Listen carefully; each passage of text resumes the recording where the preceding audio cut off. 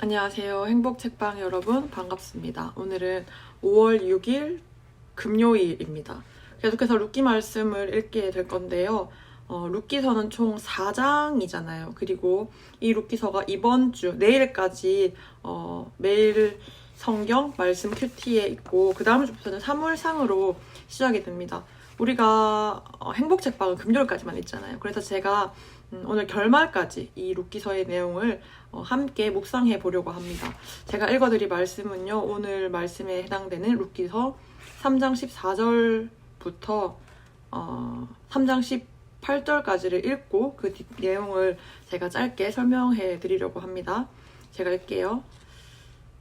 룻이 새벽까지 그의 발치에 누웠다가 사람이 서로 알아보기 어려울 때에 일어났으니 보아스가 말하기를 여인이 타작마당에 들어온 것을 사람이 알지 못하여야 할 것이라 하였음이라. 보아스가 이르되 내 겉옷을 가져다가 그것을 펴서 잡으라 하매 그것을 펴서 잡으니 보리를 6번 되어 룻에게 지어주고 성읍으로 들어가니라. 룻이 시어머니에게 가니 그가 이르되 내 딸아 어떻게 되었느냐 하니 룻이 그 사람이 자기에게 행한 것을 다 알리고 이르되 그가 내게 이 보리를 6번 되어주며 이르기를 빈손으로 내 시어머니에게 가지 말라 하더이다 하니라. 이에 시어머니가 이르되 내 딸아 이 사건이 어떻게 될지 알기까지 앉아있으라. 그 사람이 오늘 이 일을 성취하기 전에는 쉬지 아니하리라 하니라. 아멘. 이 룻기서는 총 4장이 있거든요. 여러분 꼭 시간 되시면 꼼꼼히 한 절 한 절 읽어보셨으면 좋겠어요. 이야기 자체가 매우 어렵거나 까다로운 아닌데 이 말씀에 오늘 읽었던 부분은 스토리, 보통 우리가 소설이나 이야기를 볼 때는 사건이 이제 발단이 되잖아요. 발단, 전개, 위기, 절정, 결말 이렇게 순서가 있다고 하면은 이 부분 아마도 위기, 절정, 결말 약간 이렇게 부분에 해당하는 내용인 것 같습니다. 여러분 룻기는요 여호와 하나님이 표면적으로 드러나지는 않는 책이에요.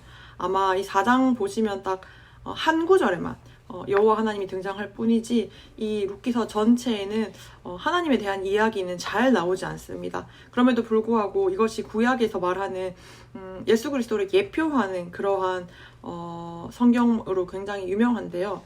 저는 룻기서를 굉장히 좀 좋아하는 편입니다. 그래서 룻기서가 이번 주에 또 큐티이길래 또 굉장히 반가운 그런 마음이 있는데 여러분 룻기서가 제목이 룻기잖아요. 그러면 뭔가 주인공이 룻일 것 같은데 사실상 이 내용을 잘 읽어보시면 룻보다는 나오미에 조금 더 집중되어 있는 것을 볼 수 있어요. 그래서 오늘 이 이야기의 마지막을 접어들면서 제가 제목을 텅 빈 인생을 가득 채우시고 괴로움을 기쁨으로 바꾸시는 이라고 잡아봤거든요. 여러분 우리 인생이 텅 비었다고 생각되어질 때가 있잖아요. 그렇지만 우리의 인생을 가득 채우시는 분이 존재합니다. 오늘 말씀 통해서 함께 볼까요? 오늘 말씀에 보면은 룻이 시어머니 나오미의 인생을 가득 채우는 가장 결정적인 역할을 합니다.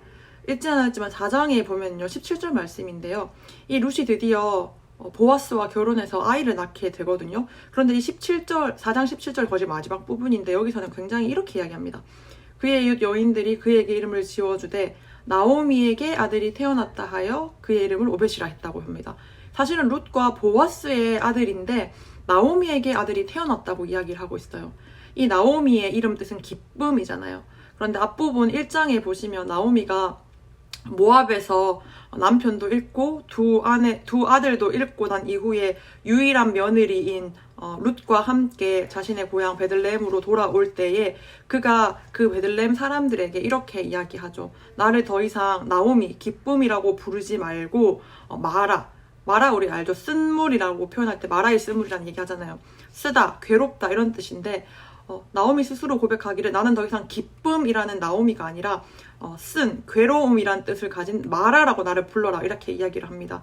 그런데 그 텅 비었고 괴로웠던 이 나오미의 인생이 보아스라는 또 룻이라는 또 하나님 여호와라는 존재들을 만나게 됨으로 그 인생이 가득 채워졌고 다시 기쁨으로 회복되어지는 그 내용이 바로 이 룻기서라는 건데요.